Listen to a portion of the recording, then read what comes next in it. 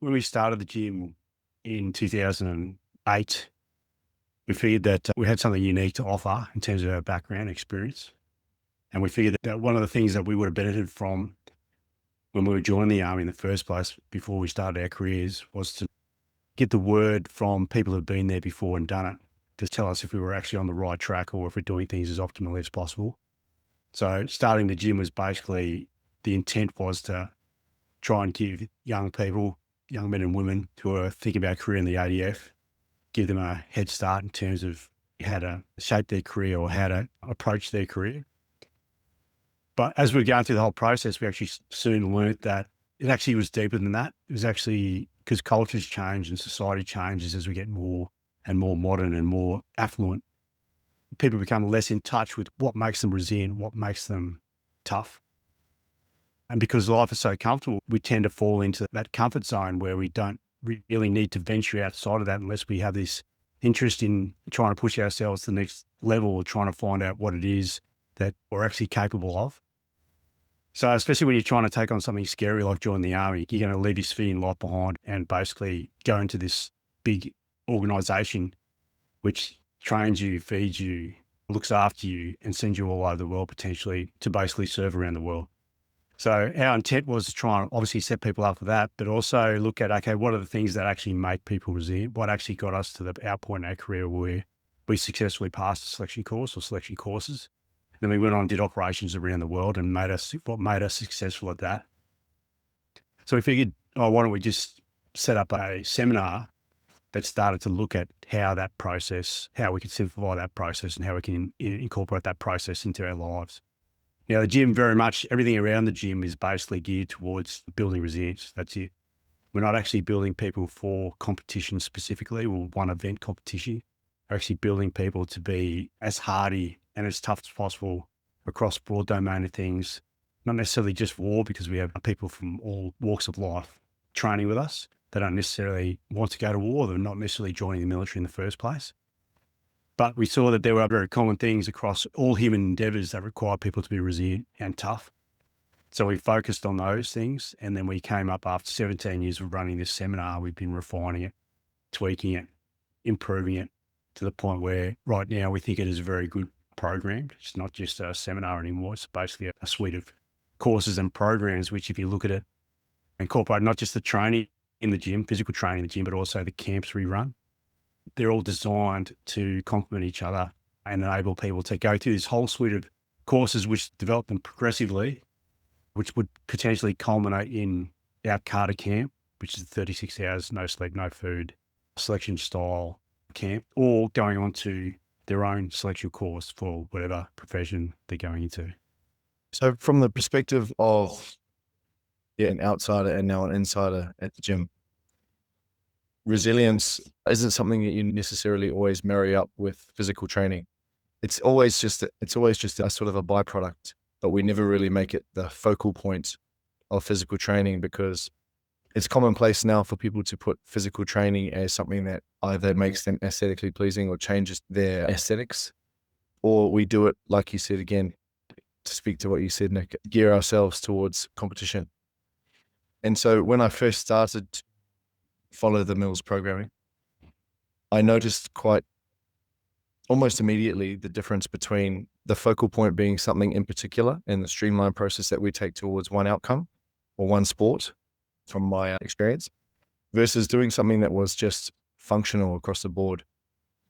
Something that allowed me to be stronger, fitter, arguably faster. I'd like to say I'm faster now, but certainly better as a human being and as a bloke when I leave the gym than when I first got there. So the resilience piece to me is about turning up and doing things to a high standard all the time. Resilience, or lack thereof, means that sometimes we will shirk our responsibilities, in particular at the gym, because it's always seen as, or it's oftentimes for most people seen as a luxury or a pastime. So the way that's changed for me has been that when I come to this place, whether I'm training or whether I'm running a class, whether I'm at the forefront of the people and leading, or whether I'm just joining in, doing something to a high standard for the whole time improves my resilience. So that's been a huge, it's helped me in my physical training. It's helped me to become a better athlete, but more importantly, I think that carries over for me into what I do in everyday life. It's easy for me to say that, and it's very much like expected for the bloke who runs a gym to say, this is the best place to do such a thing as improve your resilience, or this is why we're so great. But my life has improved, and people that know me closely, yourself included, have seen those changes, I would hope, and those markers have moved quite exponentially just because I have followed the program. So to follow the program, to get around people that are of substance, or actually, I'm going to steal a phrase from you, so you won't be able to use it again after this, but when you get around like-minded people that are on the same wavelength as you, that have the same desires in terms of outcomes for their life, I don't necessarily mean that in that we all want to do selection and pass, or we all want to be the best brain surgeon. It just means that we want to be the best at whatever vocation we are in. So being a part of this brand, being a part of this gym has made me not only do that for myself, but also, I guess, do my best to make sure that the people around me follow suit. I think I could probably get some people that will attest to that quite easily, that my mental and my physical resilience has increased exponentially since being a part of it. If we rewind it right back, before we knew any of this theory, before we knew any of this information about building resilience, we can draw on our own successes and failures and see what has it got us to this point. So I think where we're at now is that we understand now the theory based on our experience, because when you read the book, it's fair enough that you can read a book and you can be more or less an academic on the subject, but until you've actually experienced it, then you can't actually conceptualize it to that level of depth. And what it often does is, I think it's the same for you. What the early part of what you were saying is basically, it's given me through hardship, I see that I can actually achieve more because I've gone through that hardship and achieved something. What that does in most people, if you do it long enough, is that actually builds trust in yourself. And if you don't trust yourself to do something, you're less likely to give yourself the motivation to actually do something difficult. So you'll always play it safe. So by constantly testing yourself, and it could be, like you said, it is absolutely the best place to start is in a physical gym or doing something physically arduous. Because at the end of the day, if you're doing something arduous where you're actually questioning in your own head, whether it be like a 20-minute workout or something like that, doesn't matter what it is. If you're questioning in your own head was, oh, can I do this? Is there an easier way out? Is there a shortcut? Can I even finish this? All these things going through your head. If you're questioning it, that's as simple as it is. Just put yourself in that zone as often as possible, as consistently as possible. And the more you do that, you're getting fitter and tougher anyway. And therefore, your threshold to that adversity appearing and making itself known to you becomes higher and higher. So before you know it, people are actually questioning themselves to the hilt in one of the most difficult workouts they've ever done. But because you've done that consistently, it doesn't even register on your radar. And that's where we want to be, increase our levels of resilience by constant exposure and consistent exposure, but also taking the lessons from every exposure and paying it forward to build and keep improving, keep getting bigger, better, tougher, smarter, whatever it is. And at the end of the day, if we don't consistently do that, put ourselves in hardship and then do it like an after action review and reflect on our successes and failures, then identify tasks we need to do to improve ourselves, we won't push ourselves along that scale. And you've found you don't have to be a military person. Like I wouldn't say it's not overrated, because hard things is hard things. It doesn't have to be a military thing. Like the thing about the military, when you're doing it, you signed up for it. You love it. You want to do it. It's not like it's imposed on you where you're totally out of control of everything. Like we have trained and thought and practiced and contemplated everything about the task and the job or the mission or whatever it is where we want to do. And prior to our era, no one in the military did anything in Australia. So it was like, this is our opportunity. This is the time to bring all that training and bring all those dreams and hopes into play. We're paid to do something we love doing. Whilst it was hard, whilst selection is hard, you could argue the single mum managing 3 kids and holding down 2 jobs and having a car that breaks down all the time. That's difficulty. That's hard. That's really hard. And that's imposed on her every day. That's where it really counts. Yeah. And first of all, I couldn't agree more. But I think when you brought up the single mum example, my head always goes back to the idea that if I voluntarily put myself into positions that are difficult and either work my way out of it or have the staying power to get through whatever that difficult thing is, and it's done voluntarily, like you said, then when things that are thrust upon me without me wanting it happen, and inevitably they will, historically speaking anyway, then it becomes much easier for me to conquer those things because I have a reference point. If I have never done anything difficult and then something is thrust upon me, then the likelihood of me being able to be efficient with my energy, even something as small as that, is decreased significantly, let alone my ability to then get through that thing or achieve an outcome that's of a high standard. So when I look at why resilience is important to me and why it's something that I think you need to continue to work on, otherwise you have that sort of skill fade with it, is because, yeah, it's a perishable thing. Resilience has to be, I guess, practiced, in my opinion anyway. And that doesn't necessarily mean only in a military context. Like you said, I'm talking about sporting context as well, but also just my ability to navigate tough things in general. Fatherhood's difficult sometimes. My kids will disagree. But if I can conquer those things, it's only because I've predisposed myself to hard stuff prior to that. And it just makes it much, much easier. Yeah. But you see the benefits of actually committing yourself personally to it, like willingly committing yourself to it. You see the benefits from the other side. For a lot of people, it's difficult to make that first step of actually exposing themselves to failure or worse. But at the end of the day, the more you do it, the more like your threshold resilience or your threshold tolerance to adversity increases, where what would actually completely stress out someone and take all their bandwidth for any level of cognitive thought would be completely erased. Whereas because you are constantly and consistently immersing yourself, and yes, it is one of those skills that does deteriorate over time. So you have to stay on top of it. You have to keep tending it like a garden. At the end of the day, if you don't willingly do it, you're less likely to become resilient. You're less likely to actually improve in any way, really, because the only way we're going to get good at anything is risk exposure to failure.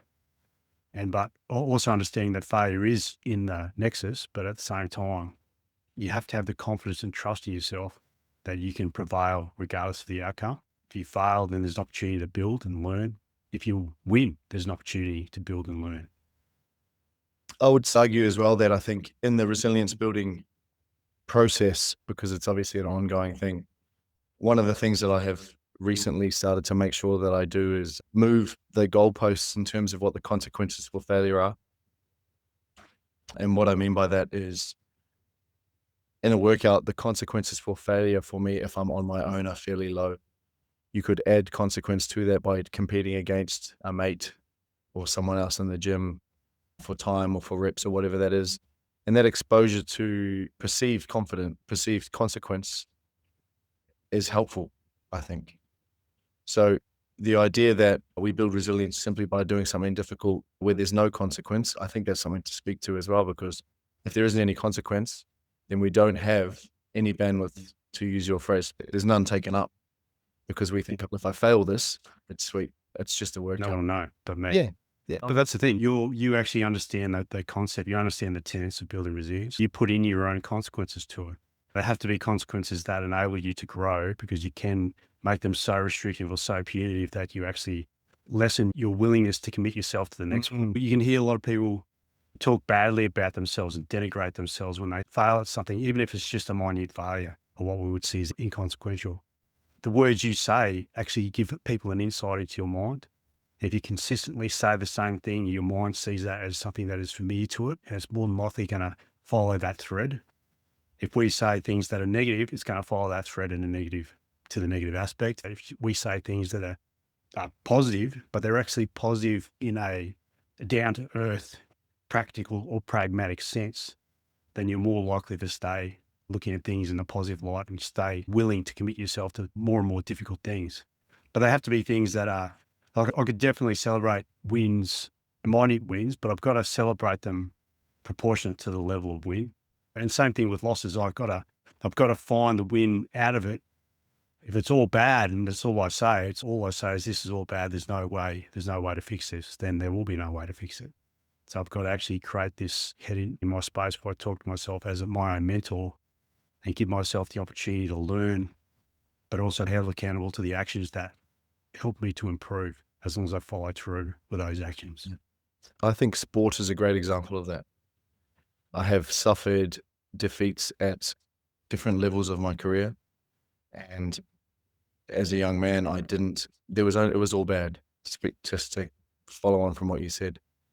And the older I've got and the more experience I have in suffering defeats, the more that I understand the consequences, coming back to what we said about consequences for failure, of defeat in the sport is really quite minimal in the broad scheme of things. At the time when I've lost fights that were quite make or break in terms of my boxing career, as an example, or my kickboxing career, I would see that as I don't like to sound like I'm catastrophizing, but I would think it was like the end of my life. And I would beat myself up, and I took those losses quite literally. And there wasn't much that one could say at that time to make me feel any better. I had this idea in my mind that suffering a defeat in the sporting arena meant that it made me a loser in real life. I've obviously since discovered that's not true. But at the time, you are only capable of operating at the level of consciousness that you have at the time. And that's all I had. I did not get a handbook on this sort of thing. So where were you at that time? But I will say that in learning what consequence really means, the defeats that I have suffered towards the end of my boxing career have really taught me more and meant more to me outside of the ring than any victory ever has. Because victory is so sweet. Be with the lads, go home to the family, celebrate with all my friends, or whatever it looks like for that particular athlete. You take the win, you strap the belt on, and you're on your way to the next thing. When you suffer defeat, or when there is, just to keep using the same term, when there is consequence for your failures, you have to dig in and look at why that happened. I think it's irresponsible for us not to look at why we suffered defeat or why we lost at something. I used to do that as a younger athlete. But coining your phrase again, have an after actions review of why this happened, particularly when you suffer defeat or when you don't get the outcome that you wanted. I think it's a great way to familiarize yourself with your own systems and maybe stuff that you don't necessarily pick up on because they become such a big habit of yours that you just do them without thinking. You don't know that until you look at it in hindsight. You really are benefiting from looking at things in hindsight most when you suffer a loss, I think. So coming back to why that's important in sports is because I think you'll agree, when it's not life or death, sure, combat sports in particular has an element of life or death in that you can be physically hurt quite badly. But percentage-wise, it's low percentage that people will actually die in a combat sport in the ring, where there's referees, where there's rules, etc. So using that to put yourself in a vulnerable position and not necessarily win every time, I think that's a really good way forward for some people, especially if they get nervous about what people might think of them, and especially if they feel that it's difficult to put themselves out in front of a crowd, or even to put themselves on show to themselves, because individual sports, in particular combat sports, you don't have the choice to, say, for example, blame the rest of the team.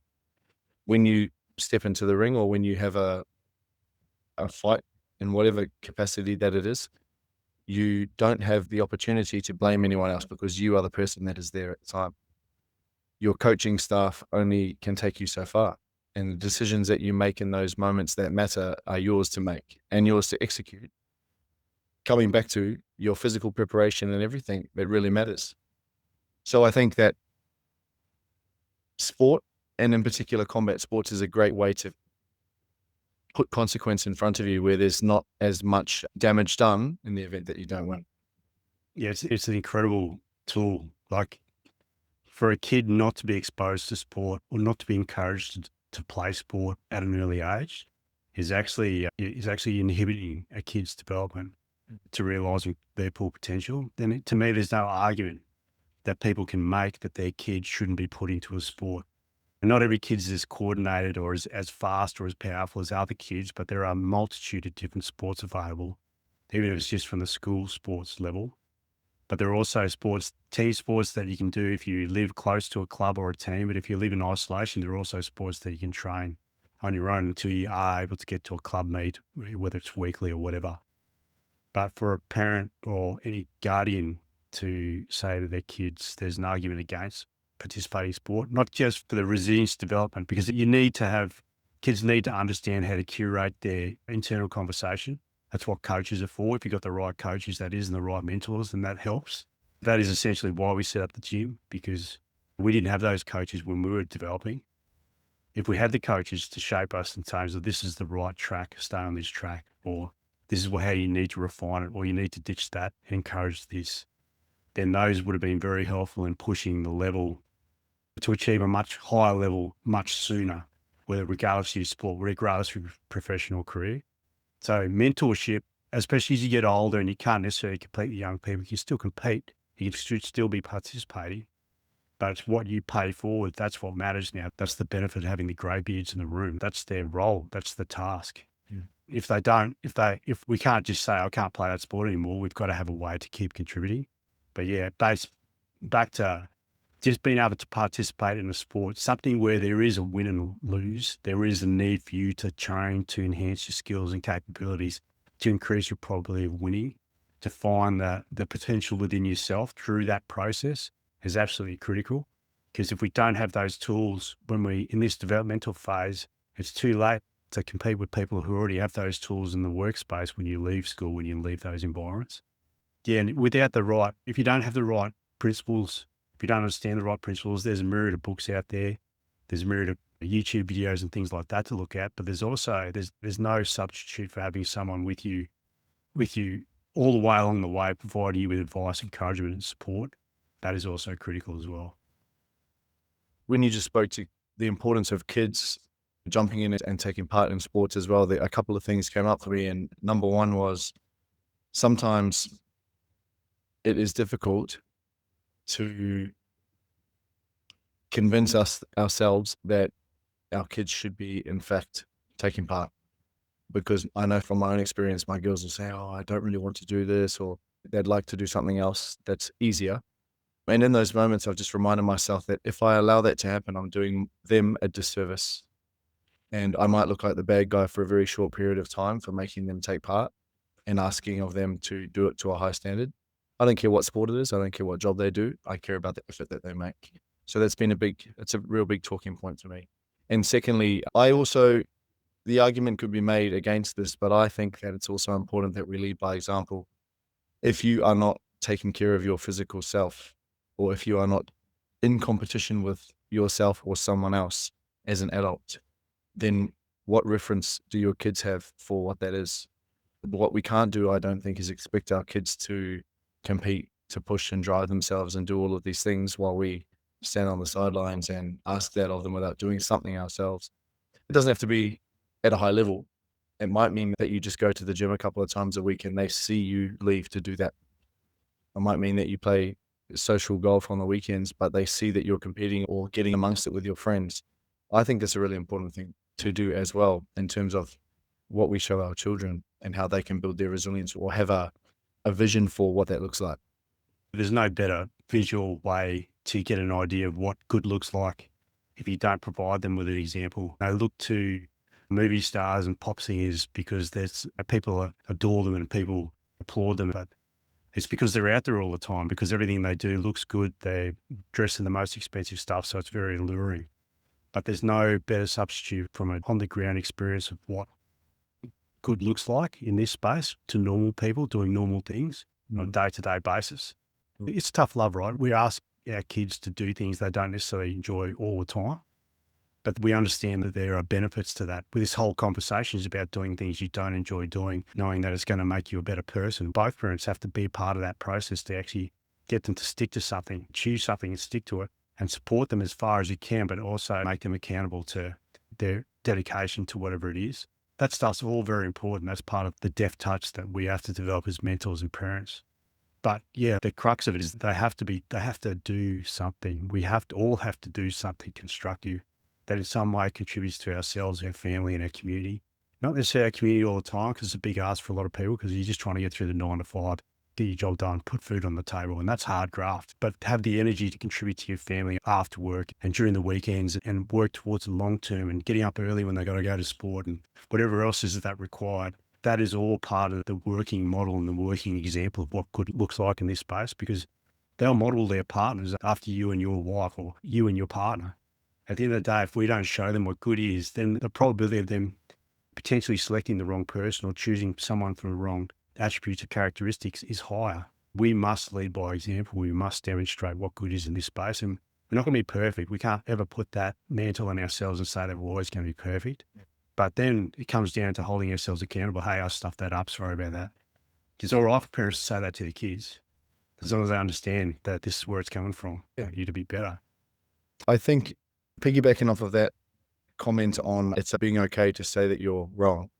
I think a man that can take ownership of his wrongdoings It's a working example. it's a working example of what good is, because we'll never get it all right.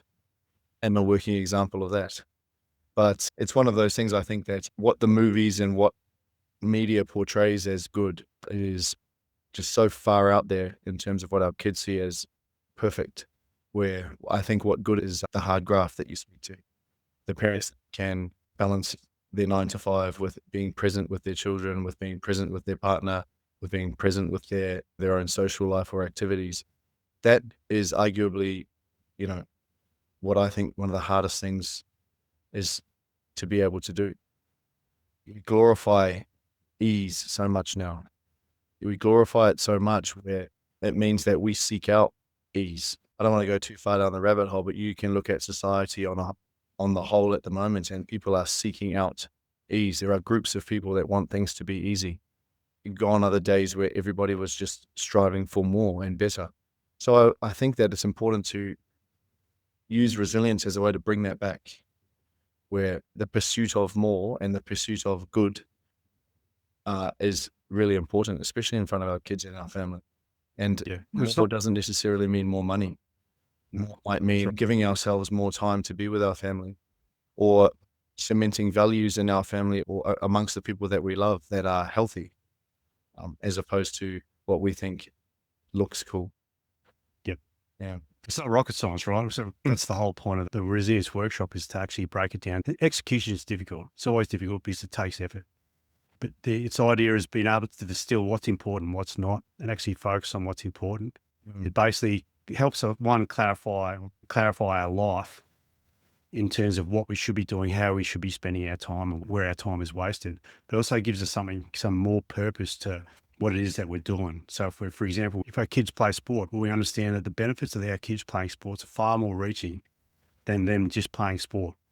There's long-term benefits to this if we shape it correctly, if we support it correctly, if we guide them correctly.